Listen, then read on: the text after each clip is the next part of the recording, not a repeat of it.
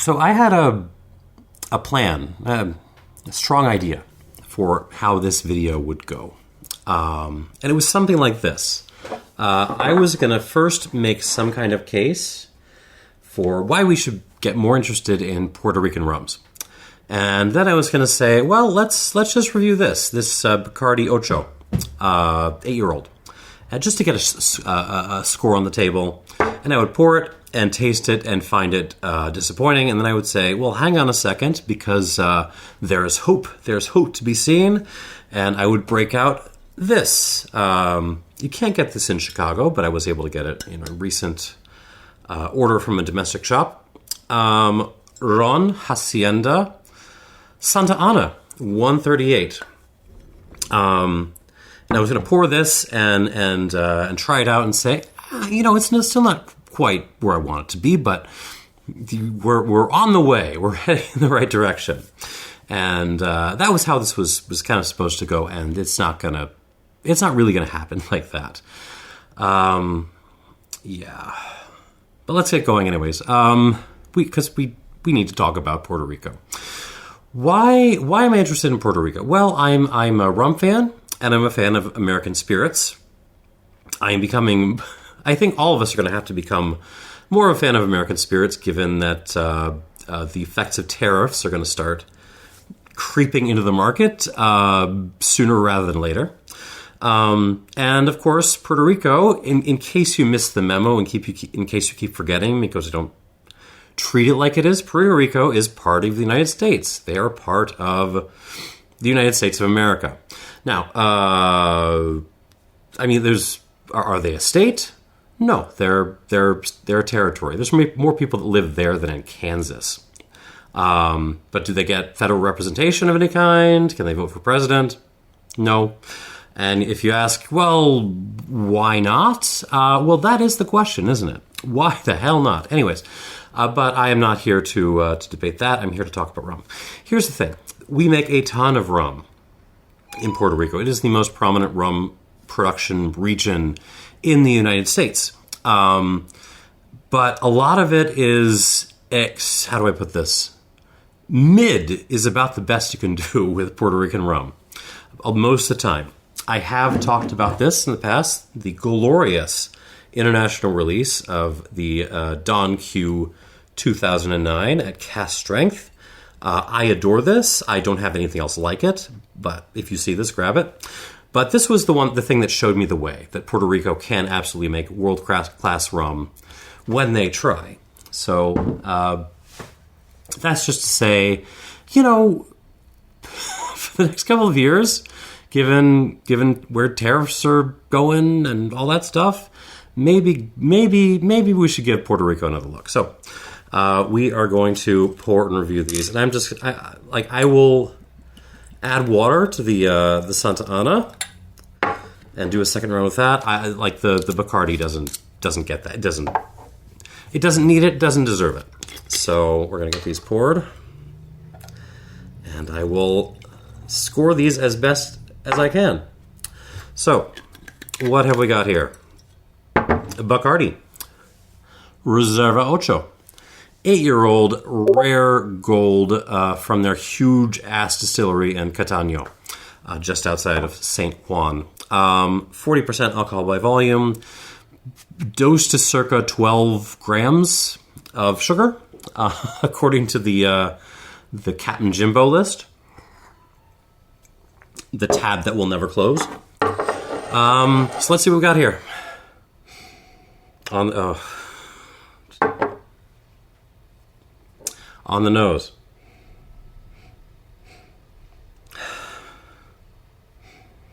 All right, so where do I start?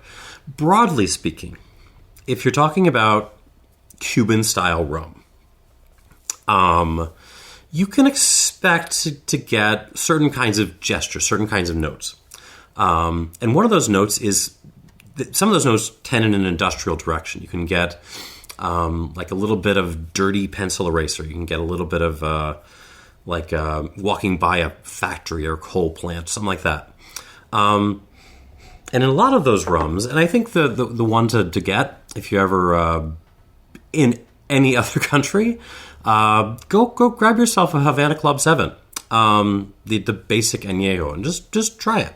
You will get those kinds of rubbery industrial notes. But the thing is, in the context, they're kind of nice.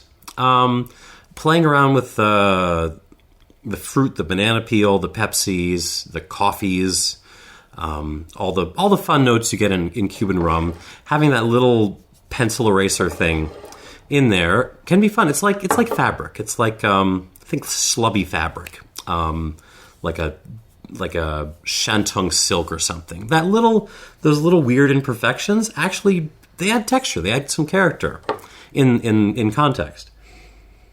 Here I am getting a lot of industrial notes and really nothing. There's just nothing to balance them out. I mean, there's a little bit of other stuff there, but yeah, like not even burning rubber, burned rubber ash, nail polish remover, ethanol, kind of like a rusty thing. So it's it smells like a someone's road bike just caught on fire, and you're smelling the burned tires and the burned, body, and then you covered the whole thing in nail polish remover. I mean, God Almighty. Beyond that, I'm struggling. There's maybe a hair bit of like cheap cigar ash. Some. What is that? It's Pepsi, but it's not. Or it's not even Pepsi. It's like the early bad days of artisanal cola, where you'd buy like the 4-packs of a cola and you'd pop it, and it just smelled even more artificial than the basic colas we used to. That is what this smells like. It smells like bad artisanal cola that you spent too much money on. It smells fakey. Oh my God. White pepper.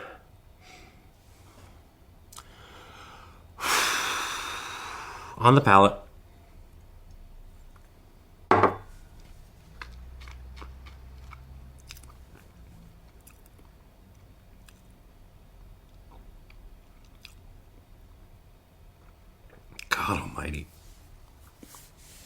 God Almighty, my country made this.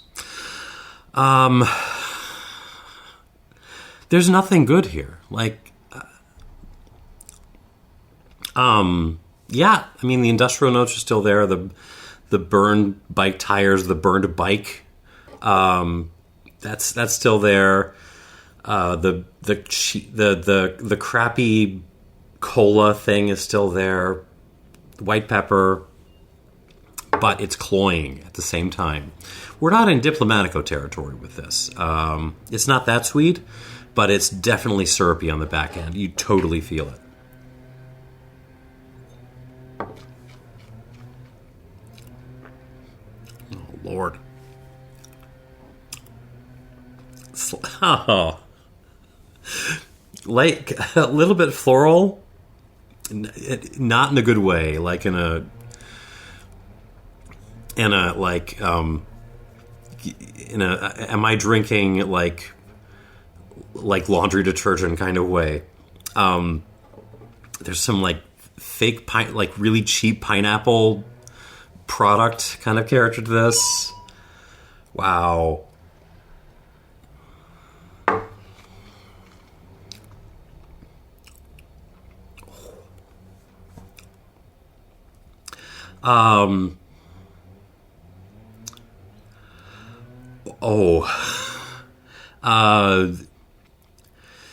Mouth. I mean, the best thing I can say about this is it's got some mouth presence on it, out of proportion to the 40% alcohol. That being said, it's not fun mouth presence. This is cloying. It does not go away. This is not good. This is not good. Yikes. the basic Bacardi Gold, which I don't like. I don't like basic Bacardi Gold. I think it's better than this because even if it has a lot of the same problems, even if it's very ethanol, it's very basic and simple. It's very industrial, but like it feels a little bit more honest. I like that more than what is in this glass. This is atrocious. God Almighty. I'm going to call this a 44 out of 100. Do not buy this. This is no. You can do so much better than this. I feel insulted by the existence. Like Bacardi is being subsidized by me, by you, by the U.S. federal government. They got the rum tax. A huge portion of when you go and buy any rum, your Great House, your, El Dorado, High Ester, whatever it is, whatever rum you're getting here in the U.S., a lot of those taxes end up going to the U.S. islands, and those are doled out directly to some of the largest companies in the world. So these guys are being subsidized by Uncle Sam. Uncle Sam is pushing down the costs of this. And it's still selling for like $33 here in Chicago. And this is horrific. How do you make something this bad at that price point when you're getting subsidized? All right, I'm going to present a short list of things that are that expensive or cheaper that are better. That you should go buy instead. Because I want my channel to be useful. So let us begin. What should you buy? I mean, the obvious choice instead of this would be like Barrilito 2-Star. We'll talk about Barrilito in a second. But also consider Don Q7, also from Puerto Rico. I'm going to start with the closest points of similarity, which are better first, and then we'll move on to other options. Cruzan Single Barrel. Don't really like it. It's still better than this. Flor de Caña 7. It's fine. It's a dead ringer for Cuban style. It's cheaper, and it's better than this. Ron Medellin from Colombia. That's fantastic. The 12-year-old. If you can still get the 8-year-old, that's okay too, but the 12 is better. Phenomenal alternatives to this. Basically, most Colombian rum that is not from friggin' Dictador, which is not Colombian anyways, is a great alternative to this. Viejo de Caldas 8, also. Grander 8 from Panama. Not my favorite, but better than this. El Dorado 8, better than this. Scarlet Ibis, independent bottling from Trinidad, better than this. Real McCoy 5, if you want to go to Barbados, better than this. Oh, yeah. Mount Gay Eclipse Navy Strength, about the same price as this. Actually, that would replace both of these, wouldn't it? Because you get your high-strength rum and your kind of aged rum all in one. Way better than this. Go buy that instead. Appleton Signature, European Añejo. Different in style, but way better than this, and particularly recommended by me. Haven't bought it yet, but Chicago Canyon Cooperative Gold, their little Solera thing. I got my eye on that. Also domestically made, so you're not avoiding tariffs there. Almost certainly better than this. And if you really want something that is kind of a mixing rum with a little bit of sugar in it, but not too much, that is better than this and cheaper, go buy Old Monk. Just buy Old Monk. Old Monk is fantastic and fun. And we love Old Monk here on Different Spirits. Oh, my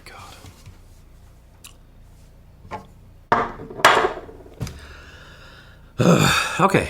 And this is the point where I was going to break this out and say, all right, you can buy this instead. So, Santa Ana 138 Overproof. This I tried this years ago.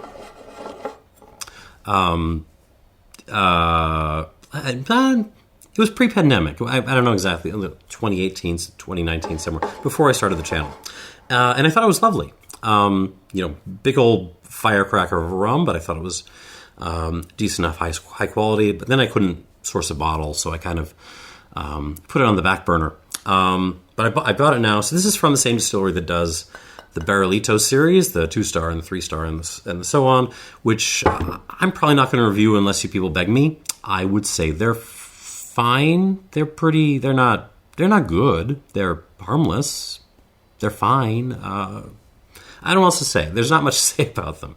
But this is much more interesting. 2 years old, according to websites. It doesn't state it on the back, so I'm not totally sure I believe it, but it is a Puerto Rican rum, from the Edmundo B. Fernández Incorporated Corporation. And it is 69% alcohol by volume. I am blowing up over here. All right, so let us try this. And remember, when I tried this a couple of years ago, I thought it was pretty good.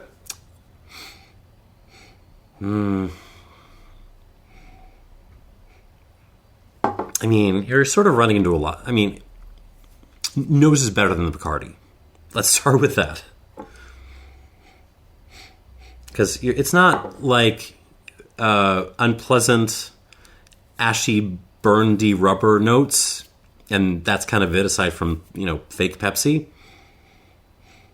But I'm getting a lot of raw ethanol in the nose. And you'll tell me, oh, that's because it's 69% alcohol. Yeah, but it also just feels like I mean, Cuban-style rum, footnote, interruption, is essentially a blended rum. You don't have pot stills involved. You don't have batch distillation happening. But you do have different kinds of continuous distillation, constant distillation happening. It's not all sort of aggressive, 90+ percent ethanol coming off the still. You got that. You're kind of light rums, but then you're pulling stuff off lower down off the plates at much lower strengths that are grungier and more characterful, and that's where you get a lot of the sort of deeper coffee notes from, and that's part of what makes Cuban rum fun. This, I'm really only smelling the light rums. It just smells that's kind of what it smells like. Just multi-column still, light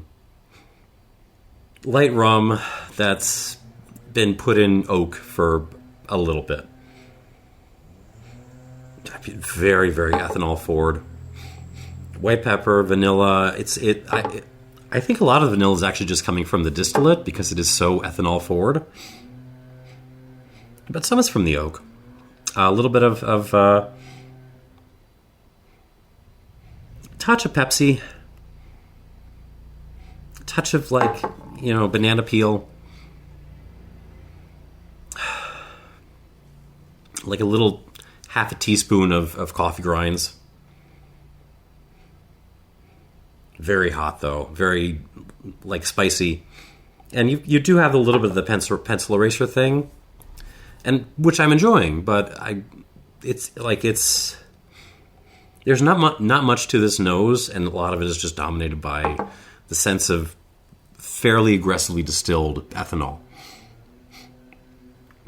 We'll add water, see what happens, but here we go.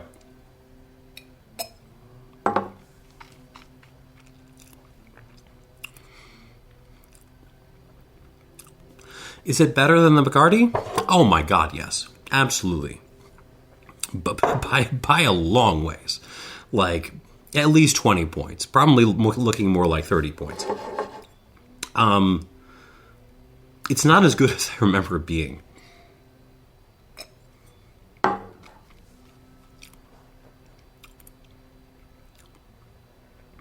Yeah, light rum.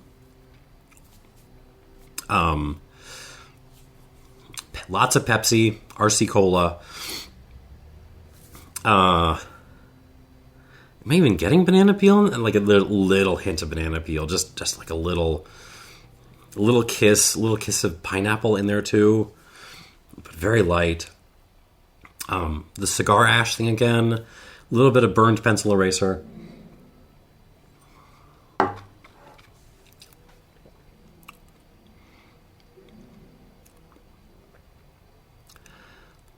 I mean, I don't hate it, but it's very simple.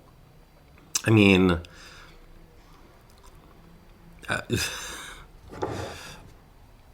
yeah, it's kind of a lot like the Barrilitos, actually. I don't know what else to tell you about this. There's just not that much there, but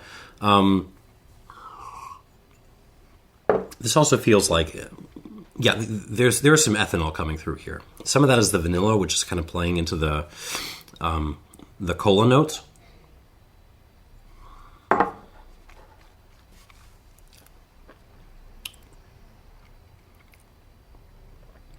Mouth presence is kind of blah. There's some like cola flowers happening. There's, I don't know. Yeah, mouth length isn't great. The finish, I'm feeling the tingly alcoholness on this. But not a lot else to kind of sticks around. Maybe a little bit of the florals, but yeah, I remember this being better when I had this 5, 6, 7 years ago, whatever it was. So we're gonna add some water though. We'll come back to it. 3, 4, 5. It'll do 6 at least, right?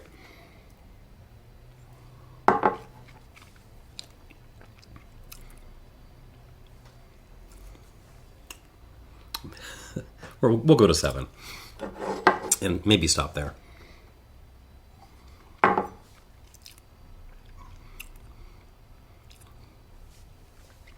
think I'll stop there.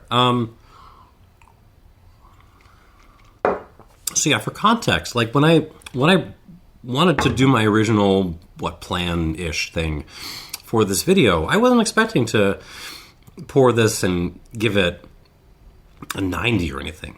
I remember, I mean, memories for the before times get cloudy, but I remember this being something, I didn't give it official notes or anything, but I would have put in like the low 80s, so very serviceable, if not necessarily good. And that's what I wanted to say about this. Tasting this now,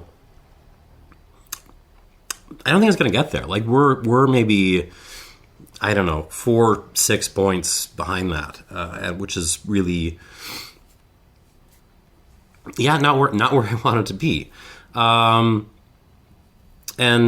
so, well, let's talk briefly about Ron Hacienda and Barrilito and all that before we move on, because, yeah, I mean, I remember this being better. And another thing came up, which is when I started looking into the distillery to give you all the information I'm putting below, I started looking into ownership, because most of the places I looked at for information were telling me, it's, Edmundo Fernández started the thing, and it was first just for the family, and then they expanded it out, and it got real popular, and the stars and all that stuff. So I assumed, like, well, they're probably family still has a hand in it, because that's what I was seeing. But then I found some other sources, looked a little deeper. The Ron Hacienda, this company, this distillery, was bought a couple of years ago, in 2007, by a group of investors. And I don't know who all those investors are. I've been looking for a list, so if you know, please post it down below. But it may just not. They're not saying. But one of those investors, we do know, maybe the largest investor, because he became the CEO and still is the CEO of Barrilito / Ron Hacienda. The name of the part owner and current CEO of Barrilito is Joaquin Bacardi III. And yes, it is that Bacardi family. And you might be saying to yourself, well, okay, so we're in kind of that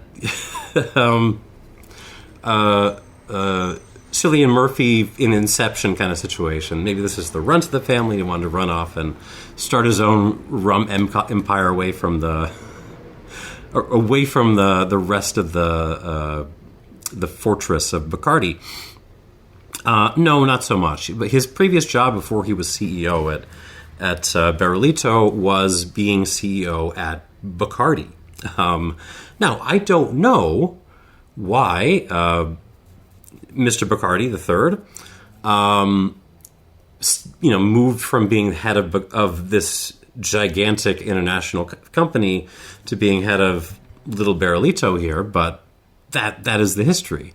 And it gets better from there because just last year, Barrilito signed a distribution agreement with Gallo.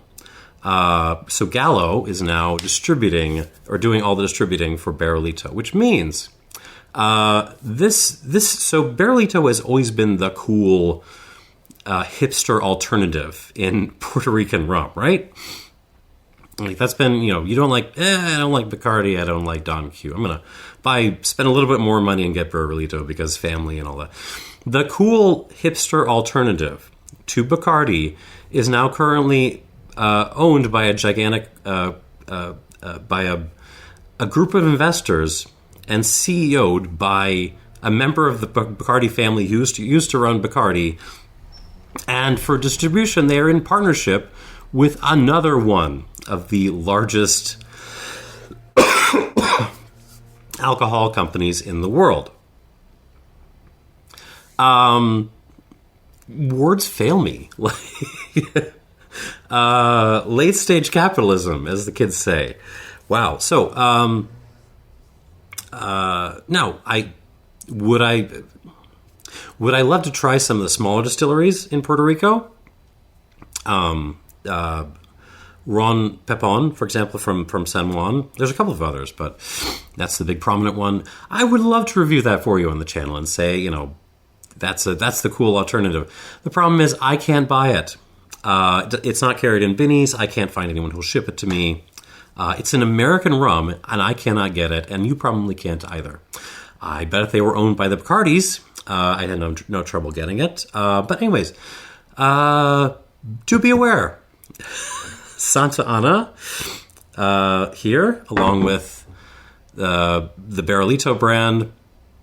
It's not exactly a side brand of Bacardi, but they're very, very related. All right, let us go back and see how this does with water.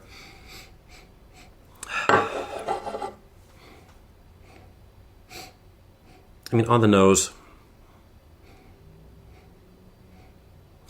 it's still very, you're not getting the kind of prickliness of high ethanol anymore, but it still smells very ethanol-y.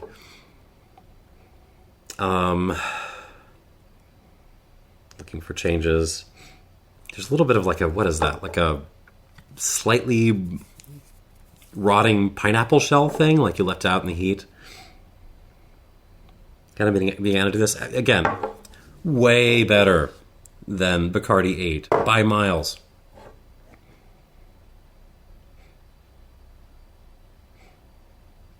Yeah, more black pepper, a little bit more of the rubbery thing. But now there is a little bit of that kind of nail polish remover thing coming through too.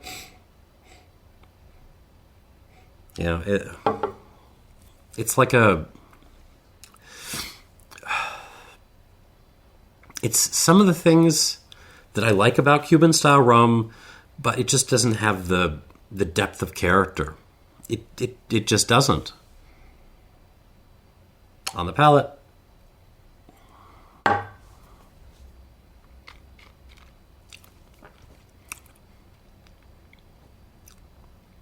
Yeah, sweetens up, which actually isn't a good thing. I don't think this has added sugar. If it is, it's very light.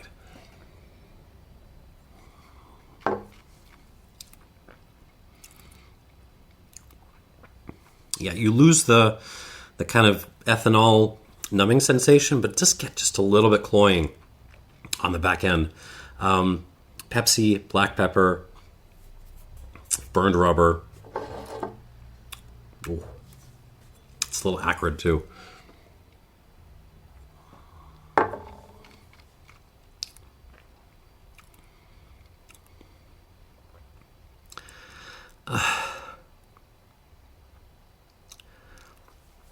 Yeah, like little banana strings, you know, the little banana strings. That, yeah, something like that. Like musty, gross, slightly moldy coffee grinds. I don't know. This is depressing me. I'm depressed. This video is making me depressed. Score-wise, we're in the mid-70s somewhere. I'm going to call this a 74 and be done. And I remember this being better. I don't know. Maybe I'm viewing it through rose-tinted glasses of 4 times, but I do remember this being a little bit better. And as long as I can give you alternatives to the Bacardi, I'll give you alternatives to this. I do think this is miles better. I mean, the score difference is like 30 points, which should tell you something. So, yeah, I mean, not a bad grab if you really want something for strong-ass, rum and cokes. But consider this is $25, $30, depending on your market, right? Consider for around that same price, maybe a hair bit more, but you're getting something for it. You can get, once again, Mount Gay Eclipse Navy Strength. Not quite as strong, but just better. Worthy Park 109, Smith & Cross, Puster's Gunpowder, Hamilton Navy Strength, and Hamilton 151. Oh my God. Not the most complex rum in the world, but kind of really running circles around this. So yeah, that's how this video went. Yeah.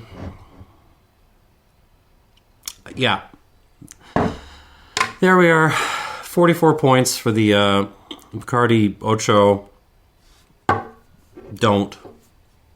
You tell your friends. Don't let them do it. Tell them to go buy something from Colombia instead. Unless there's tariffs, in which case go buy the Chicago Cane Cooperative, I guess. Santa Ana. This is a 74.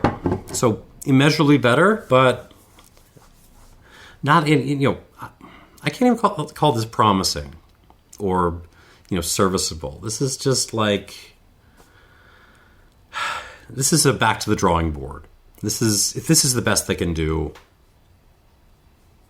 like, y'all need to start from the drawing board. And yeah, that's the video. Say bye-bye to the property of the Bacardi family. Thanks for watching and cheers.